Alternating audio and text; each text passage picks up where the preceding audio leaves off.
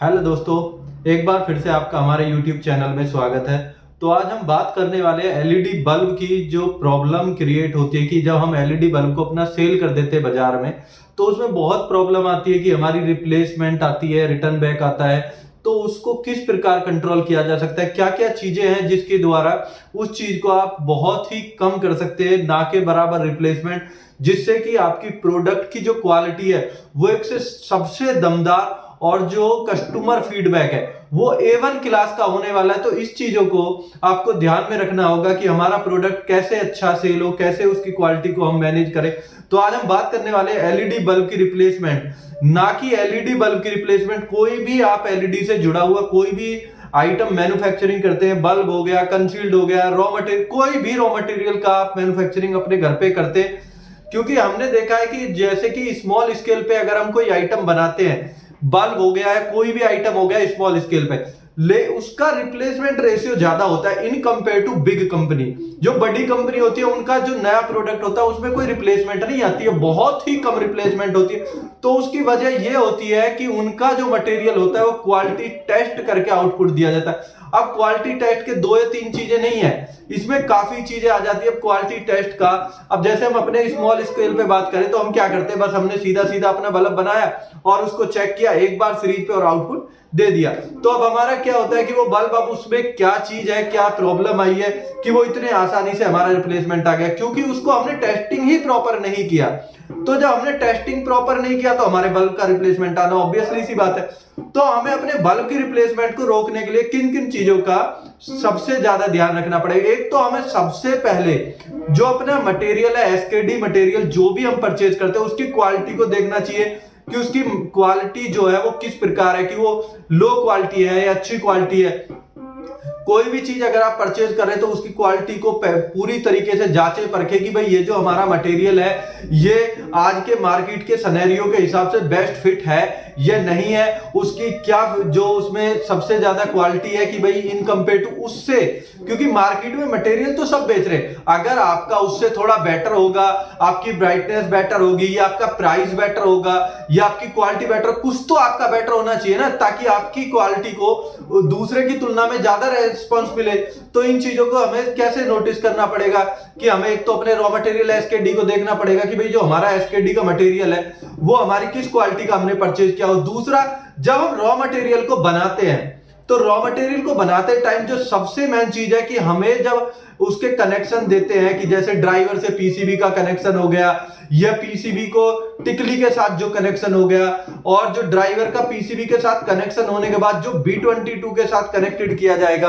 अब जैसे कि ये जो हमारा बल्ब है, ये बल्ब फिनिश्ड प्रोडक्ट हो गया, पूरी तरीके से फिनिश्ड प्रोडक्ट हो गया। तो इसका जो डिफ्यूजर है, इसका जो हाउसिंग है, B22 कैप है, B22 कैप की आप सोल्डरिंग की आपने कितनी की है ताकि वो होल्डर में लगाते टाइम स्पार्किंग ना करे, उसकी जो सोल्डरिंग है वो किस क्वालिटी में की गई है, जो आपने पीसीबी लगाई हुई है। अब ये जैसे आप इसमें देखेंगे, क्योंकि मैन्युफैक्चरिंग को तेज करने के लिए ताकि आपकी आउटपुट ज्यादा हो, इसमें सिंगल स्क्रू लगाया है, जो कि एक बहुत ही बड़ा इशू है। अब सिंगल स्क्रू का इसमें लॉस क्या होने वाला है, हमने अपनी मैन्युफैक्चरिंग तो देख ली कि हमारी मैन्युफैक्चरिंग बहुत फास्ट निकल जाएगी, हमने एक स्क्रू को हमने नहीं लगाया, एक स्क्रू का हमें बेनिफिट हो गया, और सबसे बड़ी बात टाइम की हमने बचत कर ली।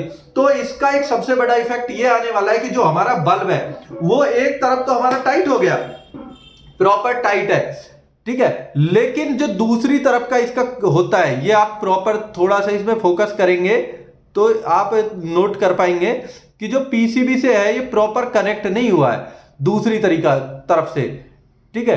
तो ये दूसरी तरफ से थोड़ा सा ऊपर उठा हुआ है, जिसकी वजह से इसके बल्ब की रिप्लेसमेंट का जो चांस है, आप देखिए इस तरफ से उठा हुआ है, लेकिन जिस तरफ स्क्रू लगा हुआ है बिल्कुल एकदम टाइट लगा हुआ है। तो इससे क्या होने वाला है, जो हमारे बल्ब की हीटिंग ट्रांसफर है, जो पीसीबी की, क्योंकि हम एल्युमिनियम बॉडी का यूज ही क्यों करते, क्योंकि जो हमारी पीसीबी हीट होती है, जो उसका एक टेम्परेचर होता है, जो प्रॉपर टेम्परेचर होता है उस पे वो वर्किंग करती है। अगर उससे ज्यादा होगा तो हमारी जो एलईडी है वो डीमेल्ट हो जाएगी, वो खराब हो जाएगी, हमारी पीसीबी का जो सिंगल एलईडी है, कोई डबल एलईडी, वो उसकी खराब हो जाएगी। तो ये इसका साइड इफेक्ट है, या उसकी जो ऑपरेटिंग टाइम है वो अगर हम ज्यादा कर रहे हैं तो बल्ब हमारे की लाइफ कम हो जाएगी। तो हमें 2 स्क्रू लगाने चाहिए, और जो स्क्रू से पहले जो हीट सिंक कंपाउंड है, यह हीट सिंक अडहेसिव कंपाउंड है। एक अडहेसिव वाला जो चिपकाने वाला होता है, चिपकाने वाले के बावजूद भी आपको स्क्रू को लगाना चाहिए, क्योंकि चिपकाते अगर हम हैं अडहेसिव वाले को भी, अगर हम कंपाउंड को हीटिंग वाले को लगाते हैं तो क्या होता है, उसमें भी पीसीबी में थोड़ा सा गैप रह जाता है और वो गैप हमारी हीटिंग को प्रॉपर ट्रांसफर नहीं कर पाता, क्योंकि एल्युमिनियम की पीसीबी होती है और एल्युमिनियम की ही प्लेट होती है। अगर उनका कनेक्शन प्रॉपर बेटर नहीं है तो आपके बल्ब की रिप्लेसमेंट आएगी ही आएगी, 100% रिप्लेसमेंट आएगी, क्योंकि उसमें जो पीसीबी की हीटिंग ट्रांसफर की जो कनेक्टिविटी है वो प्रॉपर नहीं हुई है।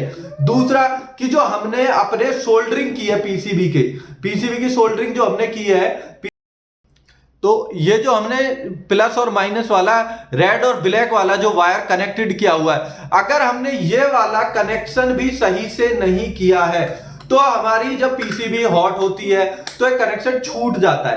अब वो कनेक्शन छूट गया तो हमारे बल्ब तो रिप्लेसमेंट आया ही आया। तो जो हमारा कनेक्शन है उसको प्रॉपर टेस्टिंग करना चाहिए और इन बल्ब को मैन्युफैक्चरिंग होने के बाद उसको एक बार हमें सीरीज पे टेस्ट करना चाहिए। सीरीज पे टेस्ट क्यों करना चाहिए? क्योंकि कई बार क्या होता है, हमारे मैन्युफैक्चरिंग फॉल्ट हो जाते हैं। तो मैन्युफैक्चरिंग फॉल्ट अगर हमारा बल्ब हमने लिया हुआ है और मैन्युफैक्चरिंग फॉल्ट हमने पहले ही डिफाइंड कर लिया तो हम उसको लाइन पे ही रिपेयर कर सकते हैं। लेकिन अगर हमने नहीं चेक किया, कुछ लोग क्या करते हैं कि सीरीज पे टेस्ट कर देते हैं बल्ब को और बल्ब का आउटपुट दे देते हैं कि भाई हमारा बल्ब ओके है। लेकिन हमें ऐसा नहीं करना चाहिए। हमें अपने बल्ब को सीरीज पे टेस्ट करने के बाद एक वोल्टेज रेगुलेटर से टेस्ट करना चाहिए। वोल्टेज रेगुलेटर का क्या महत्व है कि जैसे कि हमारे घरों में स्टेबलाइजर होता है। अब बड़े मैन्युफैक्चरर लोग तो क्या करते हैं, एजिंग मशीन पे टेस्टिंग कर लेते हैं ये हर 4 या 5 स्टेप में कि भाई इससे 100 से 200 वोल्टेज, 200 से 250 वोल्टेज, 250 से 300 वोल्टेज, 300 से 400 वोल्टेज। तो चार वो उन्होंने भागों में बांट दिया कि भाई पहले भाग में 100 से 200 टेस्ट होगी, 200 से 300, 300 से 400 या 250 से 300। वो प्रॉपर उनका एक अपना सेटअप होता है कि उसके हिसाब से वो टेस्टिंग हो। तो जो हमारी रिप्लेसमेंट है वो उसी एजिंग लाइन पे रुक जाती है। तो वो जो हमारी रिप्लेसमेंट है वो एजिंग लाइन पे रुक गई। तो अब हमारा ना तो, क्योंकि जब हम बल्ब को फिनिश कर देते हैं तो उसको हम पैक कर देते हैं, पैक करने के बाद कस्टमर तक जाता है। तो कस्टमर के बाद जब 1 या 2 दिन में किसी भी तरीका से हफ्ते, 10 दिन या 15 दिन या महीने में किसी दिन कोई वोल्टेज स्पार्क कोई ज्यादा हो जाता है, स्पाइक्स ज्यादा आ जाते हैं वोल्टेज के, ये करंट बढ़ जाता है, तो हमारा बल्ब की रिप्लेसमेंट होगी। लेकिन अगर इस चीज को हम अपने घर में ही ऑलरेडी मैन्युफैक्चरिंग में ही टेस्ट करते हैं तो हमारे बल्ब की रिप्लेसमेंट ना के बराबर होने वाली है, क्योंकि आपका जो मटेरियल का आउटपुट गया वो सबसे बेस्ट मटेरियल का आउटपुट गया। फिर दूसरा, जब हमने अपने बल्ब को मैन्युफैक्चरिंग कर लिया तो उसको फिनिशिंग, कि हमारे बल्ब की फिनिशिंग कैसी होनी चाहिए। हमें बल्ब को बनाने के बाद उसको किसी भी थिनर से या किसी भी ऐसे प्रोडक्ट से जिससे कि वो साफ हो जाए, जो बॉडी है जैसे प्रॉपर साइन करे बॉडी और डिफ्यूजर को, कि वो एकदम बिल्कुल ब्रांड न्यू और एक क्वालिटी मटेरियल लगे। ऐसा ना हो कि हमने बल्ब को बनाया और बल्ब को बनाते टाइम क्या होता है कि उस पर प्रॉपर ग्लो नहीं रहती। और जो दूसरी चीज है कि जब हम अपने B22 को सोल्डरिंग करते हैं तो B22 को सोल्डरिंग करते बार आधी बार क्या होता है कि हमारा जो सोल्डर है वो बल्ब की हाउसिंग पे गिर जाता है। ये सबसे बड़ा फॉल्ट है। और जो नया मैन्युफैक्चरर है, जो नया बंदा इस चीज को बनाता है, उसके साथ ये घटना घटेगी ही घटेगी कि उसने बल्ब बनाया, 100 बल्ब में से 5 बल्ब पे उसका सोल्डर B22 का गिरेगा। तो इस चीज को कैसे कंट्रोल किया जाएगा ये हम आपको नेक्स्ट वीडियो में बताने वाले कि आपके बॉडी एकदम बिल्कुल कोई डार्क सर्कल ना रहे, बॉडी को एकदम साफ तरीके से बिल्कुल शाइनिंग तरीके से आपकी क्वालिटी टेस्ट करी जाए, उसको देखा जाए, बल्ब का इंस्पेक्शन किया जाए, बल्ब पे यहाँ पे कोई बर ना हो, या आपका जो डिफ्यूजर है वो बिल्कुल फिक्स हो। और डिफ्यूजर को जो आपका गम है उससे चिपकाए, ठीक है ना, उससे चिपकाने के बाद ही सेल करें।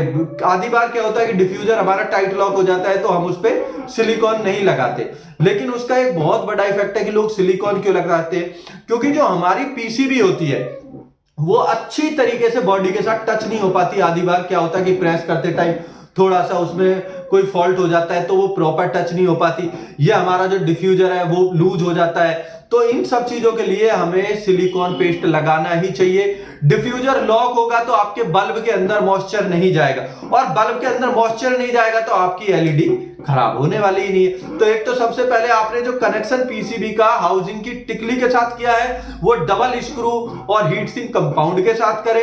और दूसरा कि जो इसमें आपने डिफ्यूजर लगाया, डिफ्यूजर एकदम टाइट लॉक हो। और जो तीसरा है, जब आप अपने B22 को सोल्डरिंग करें, ड्राइवर के साथ कनेक्ट करें, तो जो सोल्डरिंग है, सोल्डरिंग करते टाइम जो एक आध बूंद आपके सोल्डर की बल्ब पे गिर जाती है, उसको कैसे कंट्रोल करें, ये सारी हम चीजें आपको बताने वाले हैं। तो प्लीज हमारे चैनल को लाइक और सब्सक्राइब करना ना भूलें। और हम आपके लिए नेक्स्ट वीडियो इतनी धमाकेदार लेके आने वाले हैं एलईडी बल्ब से जुड़ी हुई और एकदम बेस्ट प्राइस के साथ, जो आपको कहीं और मिलने वाला नहीं है। सबसे बेस्ट प्राइस आपको मिलने वाला।